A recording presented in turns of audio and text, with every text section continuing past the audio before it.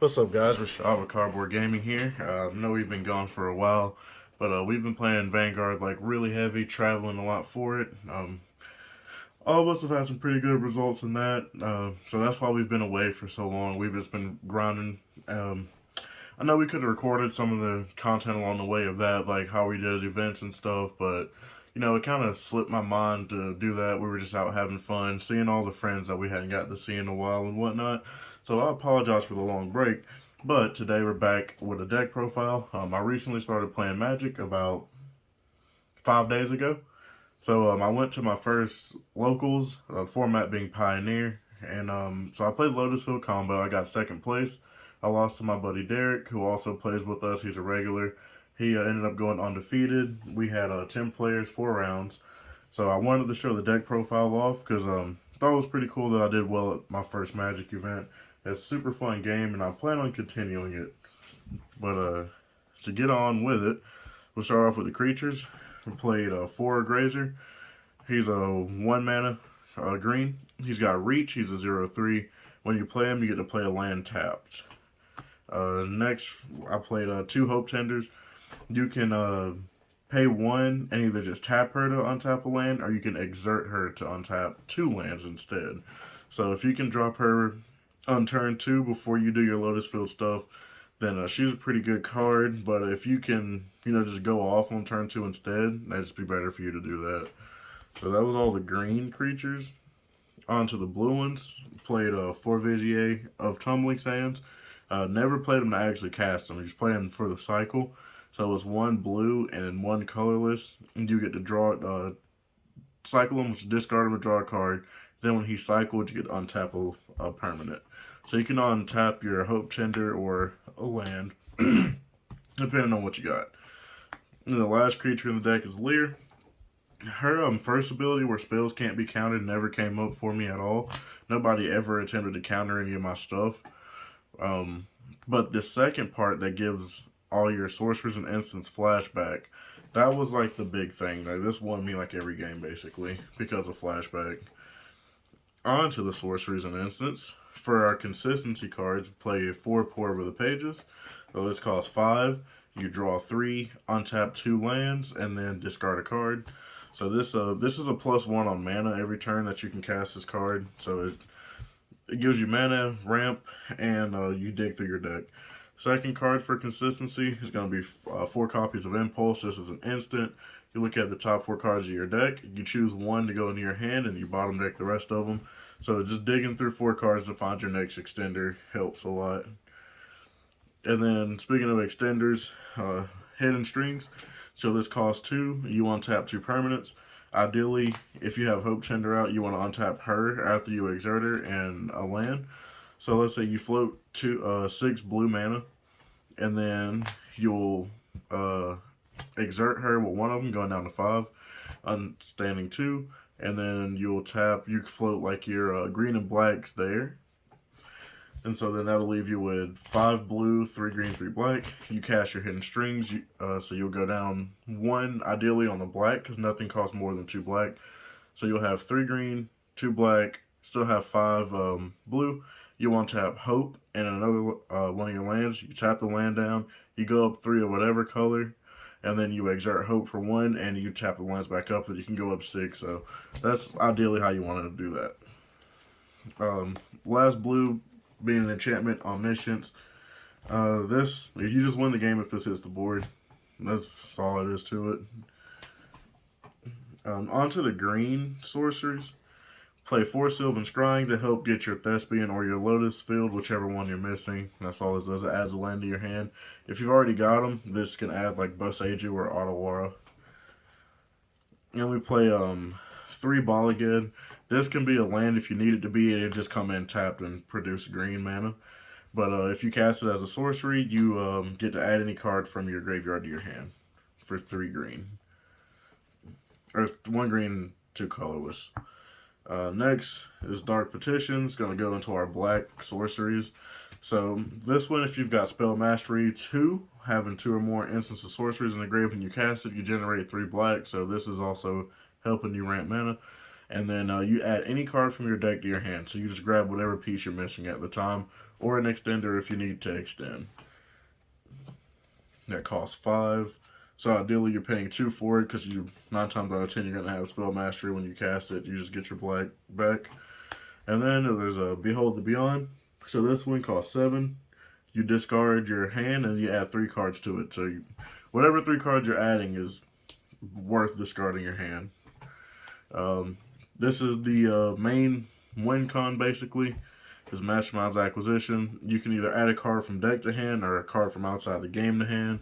So you need this to win the game. And then the last multicolor sorcery. It's going to be Emergent Ultimatum. This card is amazing. So you reveal 3 cards. Your opponent chooses one of them to get shuffled back into the deck.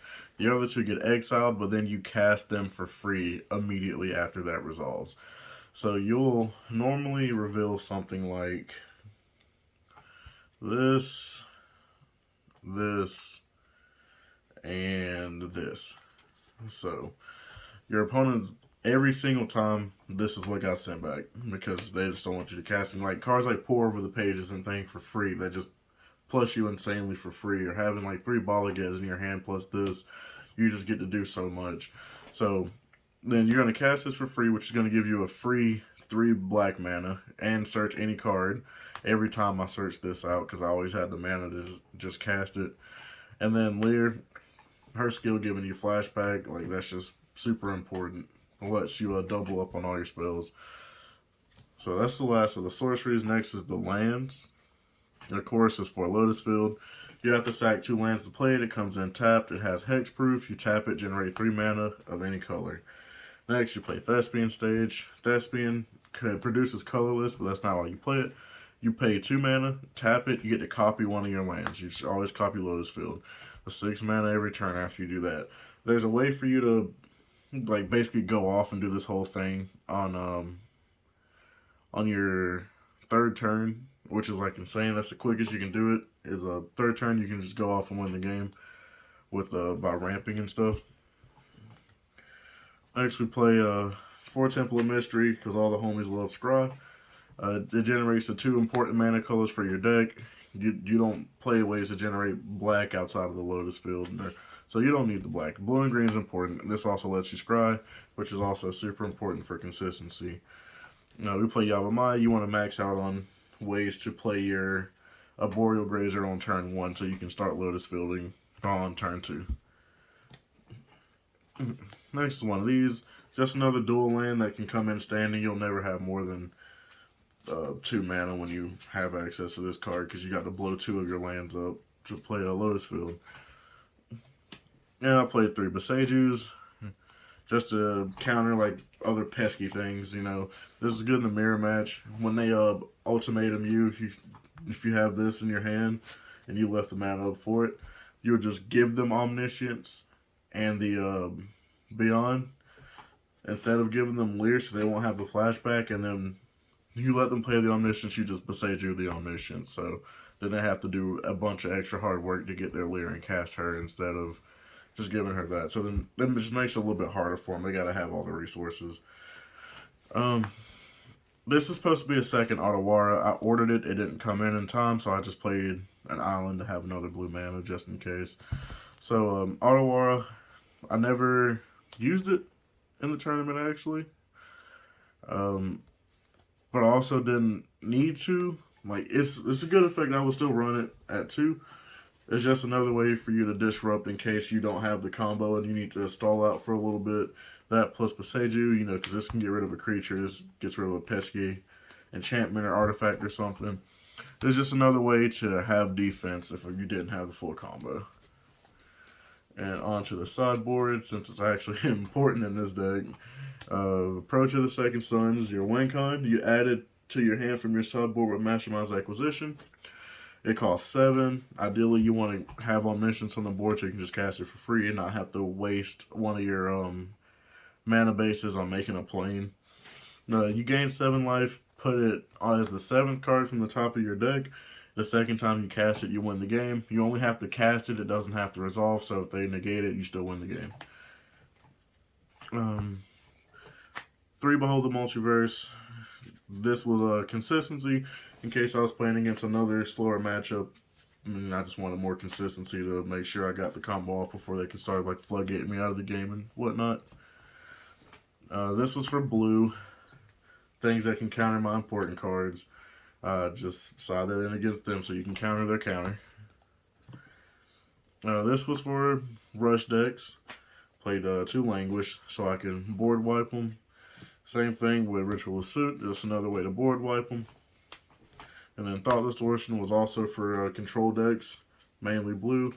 You just get to look at their hand and get rid of all their counters and stuff because this card can't be countered. So they can't stop you from doing it to them in blue. You just get to win the game from there. Terra Sunder, this was mainly for green. They've got their, like the insane enchantments and stuff in green. So I had this as a way to get rid of their enchantments. Basically, this is just a 4th and 5th copy of Beseiju for that deck. And then the last card that I did side was Pithing Needle. So this is just a way to slow down some decks for me. And then I know Grease Fang is a popular deck right now. If you go first after siding and you drop this turn 1 and you just call Grease Fang, it just buys you time. They have to waste a turn Beseijuing this and hoping you didn't draw the other one so that they can actually play their Grease Fang and do a skill. So this is just a way to slow things down. So the rounds we played down there, except 4 rounds. Round 1, I played against... I can't remember what I played against round 1. Garuda. Played against Garuda, combo round 1. That went to game 3. I missed my, missed everything in game 1. Got OTK'd. Game 2, I hit the combo on turn 3. Game 3 was a little slower, a little grindier. I think he was 1 turn away from being able to play as Garuda, and I was able to piece it together for that win. Going into round 2, I played the mirror match. I was able to win the mirror match 2-0. I was just able to pull ahead quicker. I got my combo off on turn 3 both of those games.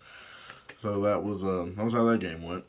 And then round 3, I played against Derek. He's playing mono red. I got him in game 1. I was able to pull the combo off pretty quickly. Game 2, I was like 1 turn off because I had a slow start and I was missing one of my pieces. And then game 3, he was able to just completely control that game and lock me out of it. And I never got a chance to even get anywhere near the combo. I just never drew into anything. I didn't even have Lotus field or nothing. So that was just rough. And then going into the final round, I played against Gruul. That win did go to game 3 because game 1, I had the combo. I hit it off from like turn 4. Game 2, I missed literally everything. And so he was able to just aggress me and end the game quickly. Going into game 3, he sided in some enchantments to try to slow me down, to try to burn my life. He wasted like 3 turns straight just playing that enchantment instead of trying to swing. And so I just Beseiju'd it all 3 times in a row and then comboed off and killed him. And so I ended up getting second place, 3-1. It was super fun. I'm really enjoying Magic in the Pioneer format. So definitely I'll be looking to make some more content on Magic. I know there's more Magic players out there than Vanguard, so hopefully that'll be something good for you guys. But that was a deck, and I enjoy you guys for watching. Thanks for your time, and I'll see y'all in the next one.